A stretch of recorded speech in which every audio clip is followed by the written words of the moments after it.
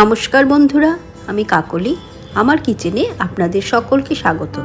আশা করি সবাই খুব ভালো আছেন। আজ আমি আপনাদের সাথে কাচকি মাছের চচ্চড়ি রেসিপি শেয়ার করব।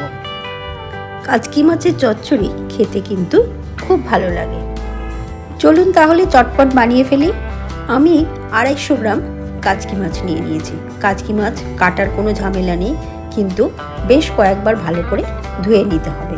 এবার মাছের মধ্যে 1 চামচ নুন দিয়ে দিলাম, 1 চামচ হলুদ গুঁড়ো দিয়ে দিলাম। নুন আর হলুদ দিয়ে মাছটাকে খুব ভালোভাবে মেখে নিলাম। চচ্চড়ি বানাবার জন্য প্রথমে মাছটাকে ভালো করে ভেজে নিতে হবে। মাছ ভাজার জন্য সরষের তেল গরম বসিয়ে দিয়েছি। তেল গরম হলে গ্যাসের ফ্লেমটা কমিয়ে মাছগুলো তেলের মধ্যে দিয়ে দেব। মাছটা ভাজা হতে দেব। কোনোভাবেই কিন্তু মাছটা নাড়ানো যাবে না, তাহলে ভেঙে যাবে। মিনিট 5 পর গ্যাসের ফ্লেমটা জোরে দিয়ে খুব আলতোভাবে মাছটাকে এইভাবে ছড়িয়ে দেব। আবারও মাছটা ভাজা হতে দেব। মাছটা খুব সুন্দর ভাজা হয়ে গেছে। এবার একটা পাত্রে তুলে নেব।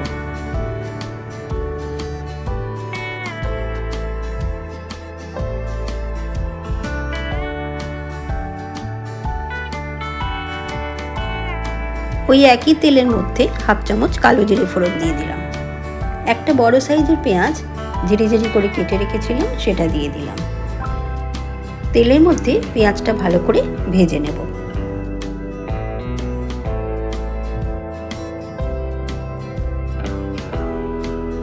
সরু সরু করে কেটে রাখা একটা আলু দিয়ে দিলাম।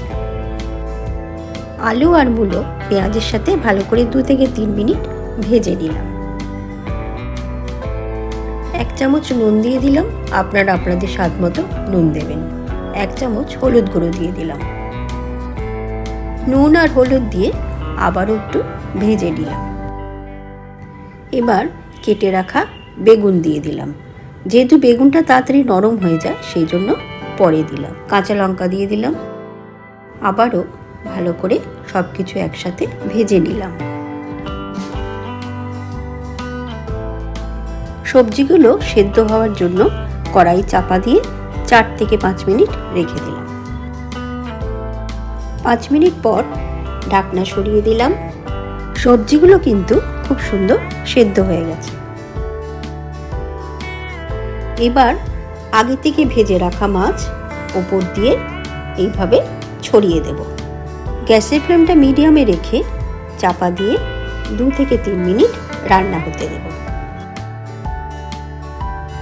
এখন ঢাকনা সরিয়ে দিয়ে খুব আলতোভাবে মাছটা সবজির সাথে মিশিয়ে দেব। আমার রেসিপি ভালো লাগলে অবশ্যই লাইক শেয়ার করবেন, আমার চ্যানেলটা সাবস্ক্রাইব করবেন, আর আমার যে কোনো রান্নার আপডেট পাওয়ার জন্য পাশে থাকা বেল আইকনটি প্রেস করবেন। কেটে রাখা ধনেপাতা দিয়ে দিলাম। ধনেপাতা চচ্চড়িতে ভালো করে মিশিয়ে দিলাম। কাচকি মাছের চচ্চড়ি একদম তৈরি হয়ে গেছে। এবার গ্যাসের ফ্লেমটা অফ করে দিলাম আর ঠান্ডা হওয়ার জন্য চাপা দিয়ে কিছুক্ষণ রেখে দিলাম। চচ্চড়ি একদম ঠান্ডা হয়ে গেছে। এখন সার্ভ করার জন্য একটা প্লেটে তুলে নিলাম।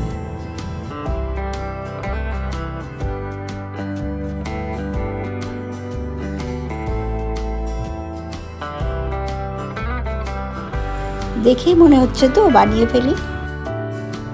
গরম গরম ভাতের সাথে পরিবারের সকলকে পরিবেশন করুন সুস্বাদু কাচকি মাছের চচ্চড়ি। আশা করি সকলের খুব ভালো লাগবে। সবাই খুব ভালো থাকবেন, সুস্থ থাকবেন।